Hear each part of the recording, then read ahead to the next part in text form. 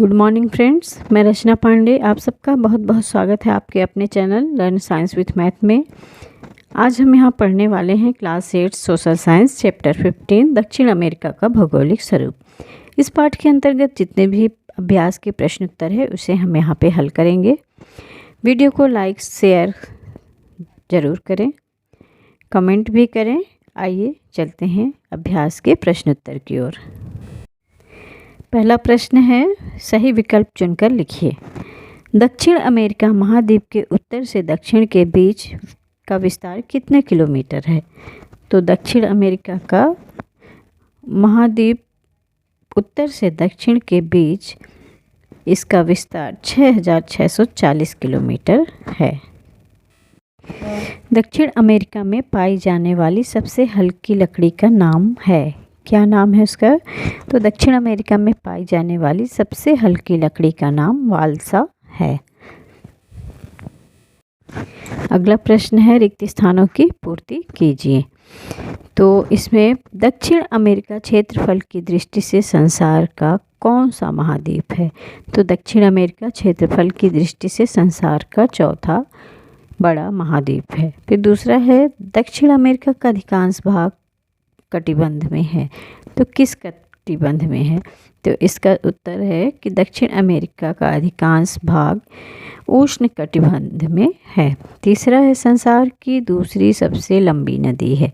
तो संसार की सबसे दूसरी लंबी नदी अमेजन है। फिर तीसरा है, एंडीज पर्वत का सबसे ऊंचा शिखर है, क्या है? अकांकागुआ, यह है एंडीज पर्वत का सबसे ऊंचा शिखर है। फिर पांचवा, दक्षिण अमेरिका के उत्तर में सागर है, कौन सा सागर है? कैरेबियन। ठीक, इन सभी के उत्तर आगे दिए जा रहे हैं। अब आइए चलते हैं अगले प्रश्न की ओर। अति लघु उत्तरीय प्रश्न।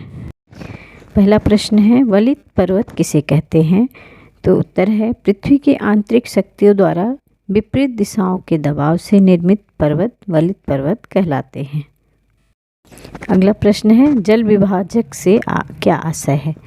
तो इसका उत्तर है, पृथ्वी का ऐसा ऊंचा पर्वतीय या पठारी भाग जिसकी नदियों का जल दो विपरीत दिशाओं में बहकर जाता है वह जल विभाजक कहलाता है। अगला प्रश्न है, ग्रांड चाको किसे कहते हैं? तो आइए इसका उत्तर देखते हैं। तो इसका उत्तर है, उत्तरी अर्जेंटीना तथा पश्चिमी पराग्वे के निचले भाग में ग्रीष्म ऋतु होने के कारण घने वन और घास के मैदान हैं जिन्हें ग्रांड चाको कहा जाता है। फिर अगला प्रश्न है, अमेरिका का अमेरिका 12 डिग्री उत्तरी अक्षांश से 55 डिग्री दक्षिणी अक्षांश तथा 35 डिग्री पश्चिमी देशांतर से 81 डिग्री पश्चिमी देशांतर के बीच स्थित है। अगला प्रश्न है, अमेजन बेसिन में पाए जाने वाले प्रमुख वृक्षों के नाम लिखिए। तो इसका उत्तर है, अमेजन बेसिन में रबड़, हार्डवुड, हीबिया, कैस्टिलोआ, सिनकोना, रोजवुड, ताड़ आदि वृक्ष प्रमुख रूप से पाए जाते हैं। नाम लिखिए, वे नदियाँ प्रमुख हैं। अगला प्रश्न है, पैटागोनिया मरुस्थल बनने के कारण लिखिए। तो इसका उत्तर है, तो पैटागोनिया मरुस्थल बनने का कारण यह है कि एंडीज पर्वत के पश्चिमी भाग में पछुआ पवनों द्वारा पर्याप्त वर्षा होती है, परंतु जब ये पवनें पर्वत पार कर पूर्वी भाग में उतरती हैं जिससे वर्षा नहीं हो पाती, संपूर्ण क्षेत्र अर्थात पैटागोनिया का पठार वृष्टि छाया प्रदेश में आ जाता है और इस प्रकार पैटागोनिया के मरुस्थल का निर्माण होता है। दीर्घ उत्तरीय प्रश्न। प्रश्न नंबर 5, दक्षिण अमेरिका महाद्वीप की जलवायु का वर्णन कीजिए।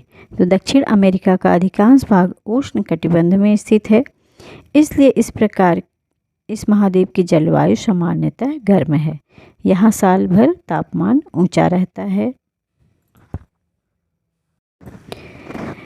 और अमेज़न नदी की घाटी विषुवत रेखा के निकट होने से इस भाग की जलवायु विषुवतीय है। यहाँ साल भर संवहनी वर्षा होने से यहाँ की जलवायु उष्ण एवं आर्द्र है। यहाँ अधिकांश भाग में 100 से 200 सेंटीमीटर वर्षा होती है। कुछ भागों में 200 सेंटीमीटर से भी अधिक वर्षा होती है।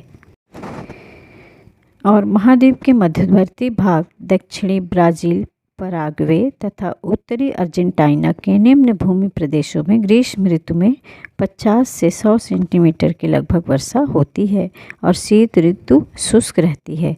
दक्षिणी पेरू और उत्तरी चिली में अटाकामा मरुस्थल की जलवायु गर्म और शुष्क है। यहाँ मरुस्थल की जलवायु गर्म और शुष्क है। यहाँ वर्षा नाम मात्र की कई वर्षों में कभी कभार ही होती है। अगला प्रश्न है, एंडीज पर्वतमाला की विशेषताओं का उल्लेख कीजिए। तो एंडीज पर्वत में अनेक छोटे ऊंचे शिखर हैं जो विषुवत रेखीय गर्म जलवायु में स्थित होते हुए भी अधिकांश ऊंचाई के कारण ये साल भर बर्फ से ढके रहते हैं। एंडीज का सबसे ऊंचा शिखर अकांकागुआ है जो समुद्र तल से 6960 मीटर ऊंचा है। एंडीज पर्वत पर अनेक सक्रिय, प्रसुप्त और मृत ज्वालामुखी हैं। इस पर्वतमाला पर प्रायः ज्वालामुखियों के विस्फोट और भूकंप होते ही रहते हैं। एंडीज पर्वत में अमेज़न, ओरिनिको, पिल्कोमायो, कोलोराडो आदि नदियाँ निकलती हैं। अगला प्रश्न है, दक्षिण अमेरिका की वनस्पति और जीव जंतुओं पर एक लेख एवं जीव जंतुओं को विविधता की दृष्टि से दक्षिण अमेरिका बहुत समृद्ध महाद्वीप है। यहाँ अमेज़न बेसिन में संसार का सबसे बड़ा वर्षा वन है।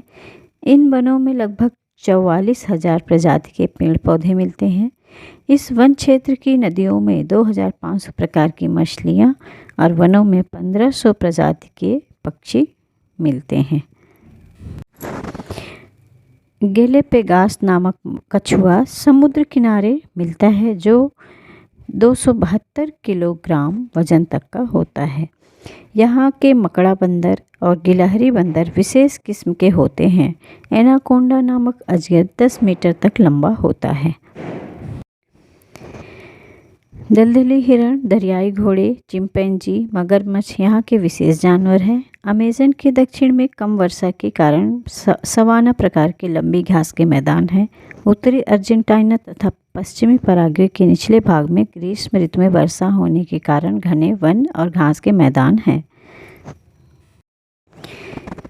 यहाँ चींटियों को खाने वाला विचित्र प्राणी एंट ईटर प्रसिद्ध है। यहाँ प्यूमा और जैगुआर जैसे खतरनाक जानवर भी मिलते हैं। यहाँ कोरडेर नामक संसार का सबसे बड़ा शिकारी पक्षी भी पाया जाता है। अगला प्रश्न का वर्णन कीजिए। तो इसका उत्तर है, धरा बनावट के आधार पर दक्षिण अमेरिका महाद्वीप को 4 भौतिक विभागों में बांटा जा सकता है। पहला है पश्चिमी तटीय पट्टी, दूसरा है पश्चिमी पर्वतीमाला, तीसरा है मध्यवर्ती मैदान और चौथा है पूर्वी उच्च भूमि।